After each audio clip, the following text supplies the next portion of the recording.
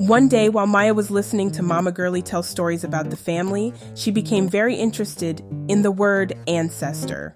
Mama Girly often spoke about their ancestors, the people who came before them long, long ago. Maya loved these stories, but sometimes she felt like she didn't know how to connect with them. Mama Girly took Maya by the hand and said, "Today, we're going to make an Ancestor Altar." An ancestor altar? With her eyes big and bright, Maya asked, What's that? It's a special place where we can honor our ancestors and remember the wisdom they passed down to us. Our ancestors are like the roots of a tree. They support us, even though we can't always see them.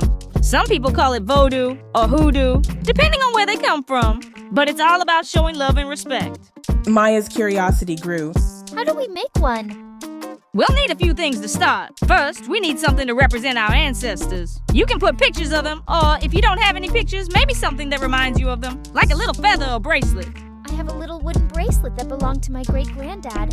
I'll use that. That's perfect! Next, we'll need candles to light their way. Candles can help us focus on our ancestors and remember the light they brought into the world. Maya carefully picked 2 candles, one red and one white, to place on the altar. What else?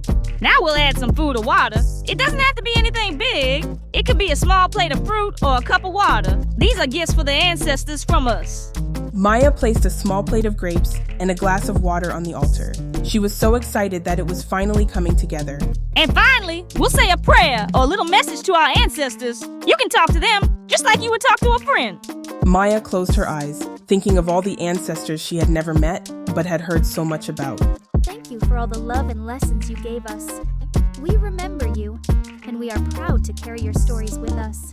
That's it, Maya. You've made an Ancestor Altar. It's a special place where we show love and honor to those who came before us. We can come here anytime to talk, remember, or even just sit quietly and listen. Maya smiled, feeling proud and connected to the long line of family members who had helped shape her life. She knew they would always be with her, watching over her as she grew, just like the roots of a strong tree.